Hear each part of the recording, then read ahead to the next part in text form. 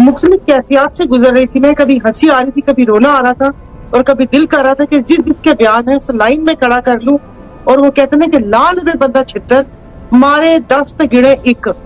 मतलब आप पिछले बारियां आप लगा रहे हैं, 35 साल आप माशाल्लाह के निकाल दीजिए, तो मतलब अब भी अगर आपने किसी दूसरे का कंधा ही इस्तेमाल करना है तो इक़्तिदार में ये करने क्या आए थे। नाज़रीन कराम, काशिफ अब्बासी ने सायरा बानो से पूछा कि जो हमारे मुल्क में सारी ख़राबी पैदा हुई है, इतनी महंगाई, इतना सियासी बहरान, खुराक की किल्लत, गुर्बत, बेरोज़गारी, लोड शेडिंग, भत्ताखोरी, चोरी डकैती, इन सब का ज़िम्मेदार कौन है?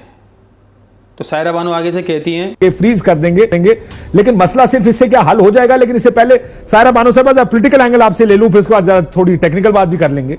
ये जो बयानात आ रहे हैं, सारे एहतजाज की कॉलें पीपल्स पार्टी दे रही है, नून लीग प्रेस कॉन्फ्रेंसेस कर रही है, क्या ये जिम्मेदारी से मुबर्रा इस वक्त आजाद है जिम्मेदारी से? जो महंगाई, बिजली के बिल, जितनी खराबी हो गई है, कौन जिम्मेदार है इस सारी खराबी का? यही लोग जिम्मेदार हैं। अभी आप इतने सारे क्लिप इनके सुना रहे थे, तो मुख्तलिफ कैफियत से गुजर रही थी मैं, कभी हंसी आ रही थी, कभी रोना आ रहा था और कभी दिल कर रहा था कि जिसके बयान है उस लाइन में खड़ा कर लूं। और वो कहते हैं कि लाल में बंदा छितर मारे दस्त गिरे एक। मतलब आप पिछले बारियां आप लगा रहे हैं, 35 साल आप माशाल्लाह के निकाल दीजिए, तो मतलब अब भी अगर आपने किसी दूसरे का कंधा ही इस्तेमाल करना है तो इक़्तिदार में ये करने क्या आए थे। इन्होंने आके 16 माह अब ये ड्रामे कर रहे हैं कि हमारी हुकूमत नहीं थी। वो इतने सीनियर एजेड इंसान वो कह रहे हैं कि एक नून लीग का वजीर आजम था तो क्या हुकूमत हमारी हो गई? तो राना सनाउल्लाह, एहसन इकबाल, बाकी राणे थे, बाकी खाजे, वो कौन सी पार्टी के थे? क्या वो उन्होंने कहीं से मुस्तार लिए थे? और पीपल्स पार्टी बिलावल साहब का बयान है कि ये इतने उनके वजीर आजम नहीं है जितने हमारे वजीर आजम है।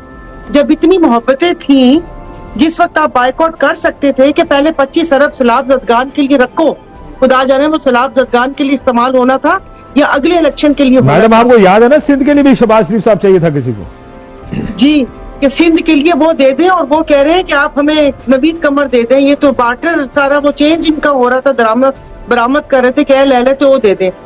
तो अब ये बयानिया इनका मैं नहीं समझती कि अवाम इस बात में आएगी। मैंने तो आज सुबह एक छोटा सा वीडियो बयान भी जारी किया है कि खुदा के लिए इनकी बातों में ना आए, आप अपने हक के लिए बाहर निकले। बहुत अच्छी बात है, जिंदा कौमें वो कहते हैं ना कि एहतजाज और इख्तलाफ का हक रखती हैं, लेकिन अब इनकी कॉल पर ना आए। कल JUI वाले वहां एहतजाज कर रहे थे, आज पीपल्स पार्टी ने कॉल दे दी। और सर ये जो खराबी पैदा हुई है, ये IPPs के मुआहदे, मैं पिछले 5 साल से पावर कमेटी की मेंबर रही हूँ, 3.5 साल PTI गवर्नमेंट और 16 महीने जो ये थे। मैं 5 साल से IPP के मुआहदे पूछे जा रही हूँ कि कोई है खुदा का बंदा जो मुझे वो मुआहदे दिखा दे और वो पता चले कि गरीब कौम के अय्याश हुक्मरानों ने अपनी जेबें भरने के लिए कैसे मुआहदे किए कि तुसी बिजली बढ़ाओ, हम लें या ना लें, हम कंज्यूम करें या ना करें, लेकिन तुम लोगों को पेमेंट पूरी करेंगे और वो भी डॉलर्स में करेंगे, क्योंकि वो हमारी जेब से नहीं जा रहा। हमने जो 25 करोड़ कीड़े मकोड़े हैं इन लोगों की खाल उतार कर हम लोगों ने देने हैं। तो ये सब ही जिम्मेदार है, सब हुकूमतें, इसमें किसी एक को भी आप बरी नाज़रीन कराम, आपने सायरा बानो की तमाम तर गुफ्तगू सुनी। सायरा बानो का सिर्फ इतना मतलब था कि अगर आपको दूसरे के कंधों पर रखकर ही बंदूक चलानी है तो फिर इस हुकूमत का फ़ायदा क्या? आप 16 माह हुकूमत में तो रहे, मगर आप सिर्फ एक सियासी मोहरे थे और जो आपको चलाने वाले थे वो कोई और थे। तो जब आपकी कोई मर्ज़ी नहीं चलती, आपका कोई बनाया हुआ कानून नहीं चल सकता, तो फिर मतलब तो यही हुआ ना कि हुकूमत तो उस इदारे की है ना मुल्क पर, इन सियासतदानों की थोड़ी है। तो फिर इन सियासतदानों को करप्ट कहें, किस मुंह से कहें, जब वो इदारा ही इनके साथ मिला हुआ है जिसकी ये जिम्मेदारी है कि वो सियासत पर मुकम्मल नज़र रखे और मुल्क की मफादात के लिए हर वो इकदाम उठाए जो नागुज़ीर हो। करप्शन के मामलात हों या कोई और मामलात हों, उनके ऊपर इस्टेब्लिशमेंट की गहरी नज़र होनी चाहिए, क्योंकि यही एक इदारा है जो इनको कंट्रोल कर सकता है और जिसका कंट्रोल करने का हक भी है। तो 16 महीने इन्होंने क्या किया? दूसरे के कांधे पे बंदूक रखकर चलाई। अब ये निगरान हुकूमत आई है, ये भी उनके कांधों पर आई है।